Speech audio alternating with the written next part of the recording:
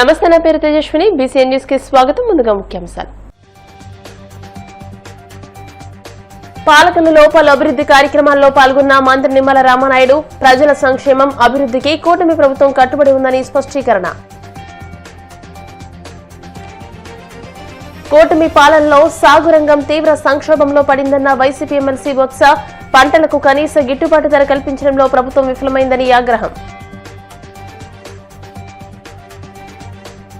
శ్రీ పద్మావతి అతిథి గృహాల సముదాయంలో అందుబాటులోకి వచ్చిన శ్రీ భాగ్య నూతన అతిథి భవనం తమిళనాడు గవర్నర్ రవితో కలిసి ప్రారంభించిన TTD chairman BR Naidu. Hyderabad లోని ఓ పాఠశాలలో నర్సరీ చదువుతున్న చిన్నారిపై ఆయా దాడి. సెల్ ఫోన్ వీడియోతో వెలుగులోకి వచ్చిన అమానుష ఘటన.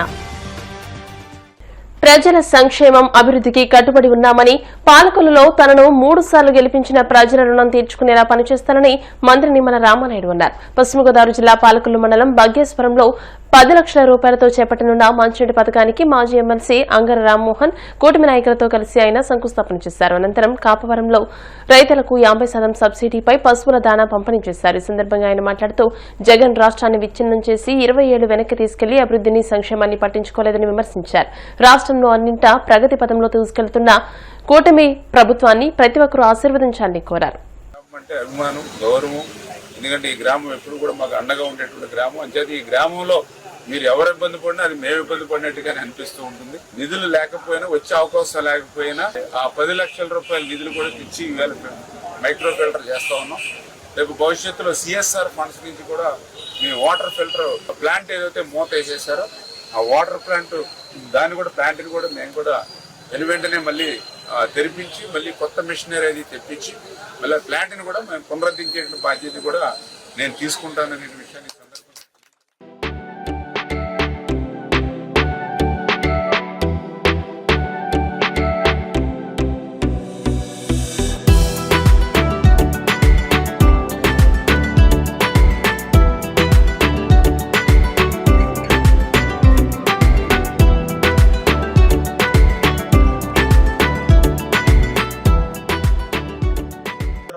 రాష్ట్రంలో మీ అందరి ఆశీర్వాదంతో వచ్చినటువంటి ప్రభుత్వం ఒక రైతు ప్రభుత్వంగా ఈరోజు పనిచేస్తూ, వ్యవసాయంలో సాయం అనే మాట ఉంది, కానీ ఆ సాయం అందుకోవడంలో ప్రభుత్వాలు ఎంతవరకు న్యాయం చేస్తున్నాయో మనందరికీ తెలుసు. అటువంటి స్థితి నుంచి వ్యవసాయంలో సాయం ఉన్నటువంటి మాటను నిజం చేసేటువంటి ప్రభుత్వం మన తెలుగుదేశం, జనసేన, బీజేపీ కూటమి ప్రభుత్వం. గత 5 సంవత్సరాల వైసీపీ పాలనలో రైతులు పడ్డ పాట్లు అన్నీ ఇన్ని కావు. నేను ఏదో తెలుగుదేశం పార్టీ శాసనసభ్యుడికి మాట చెప్పట్ల, ఒక రైతు బిడ్డగా ఆ బాధలు కష్టాలు అనుభవించినటువంటి వ్యక్తిగా నేను చెప్తూ ఉన్నా. నా సొంత పొలంలో రాత్రి అనక పగలనక ఎండనక వాననక 6 కాలం మనం కష్టపడి మనం పంట పండిస్తే ఆ పండించినటువంటి పంట అమ్ముకోవాలనంటే ఏ మిల్లికి అమ్ముకోవాలో మనకు స్వేచ్ఛ లేనిటువంటి పరిస్థితి.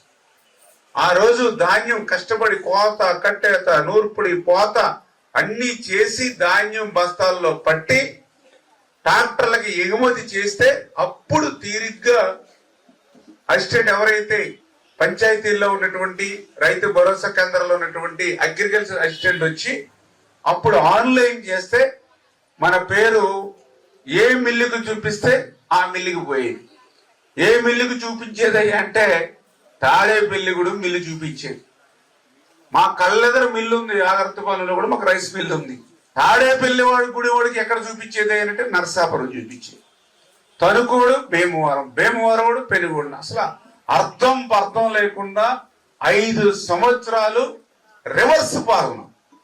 ఎన్నిసార్లు ఆ ప్రభుత్వం మొరబెట్టుకున్నా కనీసం ఆలకించినటువంటి పరిస్థితి లేదు. ఎంత అన్యాయం, ఎంత దుర్మార్గమైనటువంటి పరిస్థితి ఆ రోజు. మర్చిపోకూడదు రైతు సోదరులందరూ కూడా. ఎందుకంటే మళ్ళీ ఇప్పుడు తెల్ల బట్టలు వేసుకుని వస్తూ ఉంటారు, మళ్ళీ మాయ మాటలు చెప్తారు, కాకమ్మ కౌర్లు చెప్తారు, అబద్ధాలు అసత్యాలు చెప్తూ ఉంటారు. కానీ 5 సంవత్సరాల వాళ్ళ రాక్షస పాలన, విధ్వంసకరమైనటువంటి పాలన మనం మరుపు రానిటువంటిది. బ్రిటిష్ వారి కంటే కూడా దారుణమైనటువంటి హింస ఆ రోజు వైఎస్ఆర్సీపీ పాలనలో అనుభవించినటువంటి పరిస్థితి. మళ్ళీ ఈ రోజు మీ అందరి ఆశీర్వాదంతో కూటమి ప్రభుత్వం అధికారంలోకి వచ్చింది, ప్రభుత్వం వచ్చింది, ప్రజాస్వామ్యబద్ధ పాలన జరుగుతుంది.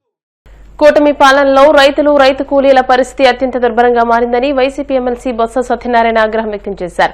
విశాఖపట్నంలోని క్యాంపు కార్యాలయంలో ఆయన మీడియాతో మాట్లాడుతూ కూటమి పాలనలో సాగు రంగం తీవ్ర సంక్షోభంలో పడిందని, ఒక్క పంటకు ఈ ప్రభుత్వం కనీస గిట్టుబాటు ధర కల్పించడంలో విఫలమైందని తేల్చి చెప్పారు. రైతులకు బస్తా యూరియా ఇవ్వలేని చేతకాని ప్రభుత్వం రియల్ ఎస్టేట్ సంస్థలకు మాత్రం ఎకరా 100 రూపాయలకే కేటాయిస్తూ భూదోపిడీకి పాల్పడుతుందని ధ్వజమెత్తారు. గత ప్రభుత్వ పథకాలకు పేర్లు మార్చడం తప్ప ఈ ప్రభుత్వం కొత్తగా చేసిందేమీ లేదన్న ఆయన గిరిజన ప్రాంతాల్లో అభివృద్ది సంక్షేమాన్ని పూర్తిగా గాలి కుదిలేసిందని మండిపడ్డారు. గత 7-8 సంవత్సరాలుగా ఎప్పుడూ చూడని పరిస్థితి గత సంవత్సరం నుంచి ఇప్పటి వరకు కూడా రైతులు చూస్తున్నారు. ఏ పంటకు కూడా గిట్టుబాటు ధర లేదు. ఒక పంట కాదు, 20 పంట కాదు, ఒక అరటి కాదు, ఒక మొక్కజొన్న కాదు, పొగాకు కాదు, పత్తి కాదు, ఏ పంట అయినా చూస్తున్నారు. ముఖ్యంగా మన ఉత్తరాంధ్ర ప్రాంతంలో అయితే చెరుక్కి ప్రత్యామ్నాయంగా మొక్కజొన్న పంట వేసుకోవడం, తద్వారా రైతులు వచ్చి వారి తాలూకా ఆర్థిక పరిపుష్టిని చేకూర్చుకుంటున్నారు. కొంతవరకు వారికి వెసులుబాటు కూడా వస్తుంది. గత ప్రభుత్వంలో ఎప్పుడైనా సరే ఆ పంటకు వచ్చి కొనుగోలుకి ఇబ్బంది వస్తే వెంటనే ప్రభుత్వం వచ్చి కొనుగోలు కేంద్రాలను ఏర్పాటు చేసి మార్కెట్ ద్వారా ఏదైతే వారికి మద్దతు ధర ఉందో, గిట్టుబాటు ధర ఉందో 2200, 300 ఆ లెక్కన క్వింటాలు కొని రైతులను ఆదుకునేది. కానీ దురదృష్టం ఇప్పటికి ఒక పక్క పత్రికలు గోల పెడుతున్నా, ఒక పక్క రైతులు గోల పెడుతున్నా, ఒక పక్క మాలాంటి వాళ్ళం అధికారులకి విన్నవించుకున్నా ఎవరూ కూడా దాని గురించి పట్టించుకునే దాఖలాలు లేవు. కానీ 1-2 పత్రికల్లో అయితే శీర్షికలుగా వస్తున్నాయి. ఏమని? కేంద్రానికి రాశామని. What nonsense! కేంద్రానికి రాయడం ఏంటండి? రైతుల తాలూకు ఇంత సీరియస్ అయిన సమస్యలు ప్రభుత్వం కేంద్రాన్ని రాస్తారా? ముందు ప్రభుత్వం వచ్చి ఇన్వాల్వ్ అయ్యి మీరు వచ్చి కొనుగోలు చేసి మళ్ళీ తిరిగి అది మార్కెటింగ్ చేస్తున్నప్పుడు ఎంతైతే ఆ డిఫరెన్స్ వచ్చిందో దాన్ని కేంద్రాన్ని వచ్చి అడిగి వచ్చిన తర్వాత వచ్చి రీయింబర్స్ చేసుకోవాలి ప్రభుత్వం. ఇది అనాదిగా జరుగుతుంది ఆంధ్ర రాష్ట్రంలో. కానీ అసలు లేదే. ఏమైనా ప్రత్యక్షంగా మేము కానీ మాట్లాడితే ఇవి రాజకీయం చేస్తున్నారు, రాజకీయం మాట్లాడుతున్నారు అని చెప్పి మా మీద నిందలేయడానికి ప్రయత్నం చేస్తున్నారు. మా మీద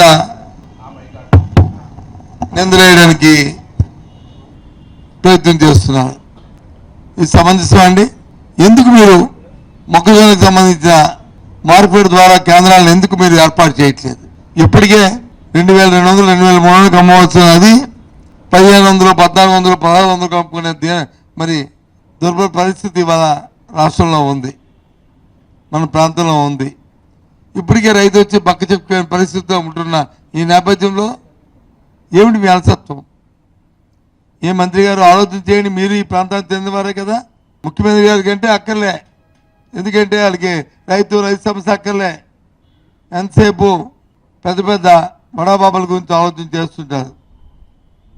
విశాఖపట్నంలో ఎక్కడున్నాయి, ఏ ప్రాంతంలో భూములు ఉన్నాయి, ఏది రూపాయికి ఇచ్చేద్దాము, దాని నుంచి ఏ విధంగా బ్యాక్డోర్లో దోచుకు తిందాము అన్న ఆలోచన.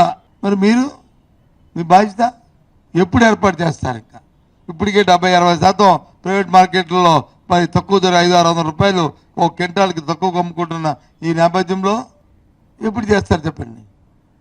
ఇటువంటి పరిస్థితులు ఉన్నాయి. చాలా దీన పరిస్థితిలో ఉంది వ్యవసాయం తాలూకా స్థితిగతులు, పరిస్థితులు అవన్నీ కూడా.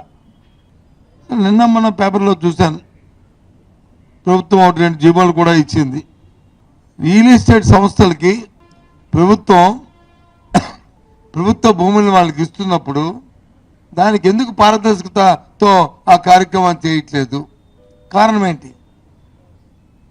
ఎందుకు ఓపెన్గా వాటికి వచ్చి టెండర్లు పిలిచి మీ ఆలోచన విధానాన్ని దాంట్లో పొందుపరిచి, ప్రభుత్వ విధానాన్ని పొందుపరిచి దీనికి రండి, ఎవరు ముందు వస్తారో కంపార్ట్మెంట్ అని ఎందుకు చేయట్లేదు? ఎందుకు లోపల వచ్చి ఇన్నర్ సర్కిల్లో ఒప్పందాలు చేసుకుని పైకి వచ్చి ప్రభుత్వ భూముల్ని, ప్రభుత్వ ఆస్తిని, ప్రజాధనాన్ని ఈ రకంగా ఎకరా రూపాయికి, 100 రూపాయలకి, 1,00,000 రూపాయలకి ఏ రకంగా మీరు ఇస్తున్నారు? కోట్లాది రూపాయల తాలూకు భూముల్ని.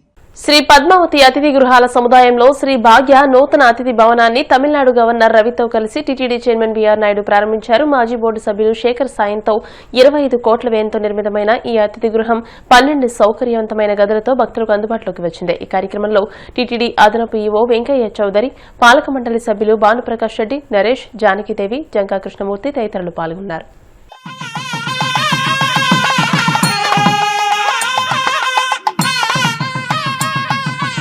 ఉద్ధర్షయ భగవన్నాయుధాన్యత్సంపదాం మామకానాం మహాగుంసీ వస్సంతు బాహవః ఇంద్రో వశర్మ యచ్చద్ధామిత్రాన్ ప్రతిశమేషాన్ పంచమోచ్ఛిషః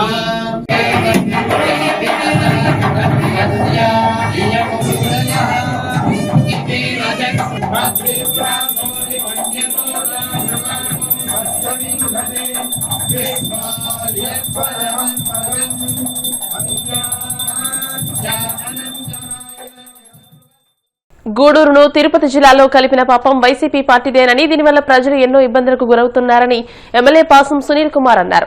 గూడూరును తిరుపతి జిల్లాలో కలిపినప్పుడు ప్రసన్న కుమార్ రెడ్డి ఏం చేస్తున్నారని, ఏ ఒక్క వైసీపీ నాయకుడు కూడా ఎందుకు మాట్లాడలేదని ప్రశ్నించారు. ఆమరణ నిరాహార దీక్ష చేస్తామని గూడూరు మాదని మాట్లాడుతున్న ఈ నాయకులు గత 5 సంవత్సరాలుగా ఎక్కడికి వెళ్లారో ఆత్మవిమర్శ చేసుకోవాలని అన్నారు.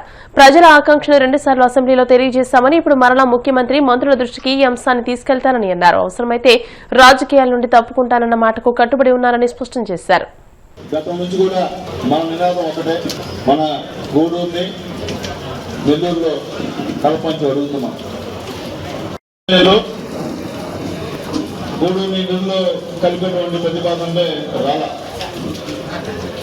నేను పత్రికా మిత్రులతో ఎందుకు మాట్లాడాలంటే పత్రికా మిత్రులతో కూడా అందరూ అక్కడ రెప్రజెంటేషన్ తీసుకొచ్చారు. ఎమ్మెల్యే గారు దృష్టికి ఈ విషయాన్ని తీసుకెళ్ళాలని చెప్పి అందరూ రిక్వెస్ట్ గా వచ్చి నాతో మాట్లాడారు. నేను కూడా వాళ్ళందరూ చూసి తెలియకపోయి వల్ల ఏం జరిగిందో ఏదో జరగలేకపోయింది. అయితే మళ్ళీ సీఎం గారితో మాట్లాడతాం, వదలం, ఇంతకీ ఈ విషయాన్ని వదలమయ్యా, నాకు అవసరమైతే నాకు రాజకీయాలు కూడా పక్కన పెట్టేస్తాను కూడా చెప్పాను. నేను మళ్ళీ ఆ మాటకి కట్టుబడి ఉన్నా. దాన్ని వెనక్కి తగ్గే నా ప్రజల కోసం నాకేమి ఇవన్నీ ముఖ్యం కాదని చెప్పి కూడా నేను మళ్ళీ తెలియజేస్తున్నాను. అయితే నిన్న పెద్దలు ప్రసన్న కుమార్ రెడ్డి గారు కానీ ఎందుకు వల్ల ఏం జరిగిందో ఏదో జరగలేకపోయింది. అయితే మళ్ళీ సీఎం గారితో మాట్లాడతాం, వదలం, ఇంతకీ ఈ విషయాన్ని వదలమయ్యా, నాకు అవసరమైతే నాకు రాజకీయాలు కూడా పక్కన పెట్టేస్తాను కూడా చెప్పా. నేను మళ్ళీ ఆ మాటకి కట్టుబడి ఉన్నా. దాన్ని వెనక్కి తగ్గే పరిస్థితులు, ఎందుకంటే నా గూడూరు ఇది, నన్ను 2 సార్లు ఎమ్మెల్యే చేశారు, ఒక మున్సిపల్ చైర్మన్ చేసిన నా ప్రజల కోసం నాకేమి ఇవన్నీ ముఖ్యం కాదని చెప్పి కూడా నేను మళ్ళీ తెలియజేస్తున్నా. అయితే నిన్న పెద్దలు ప్రసన్న కుమార్ రెడ్డి గారు ఒక ప్రెస్ మీట్ పెట్టారు.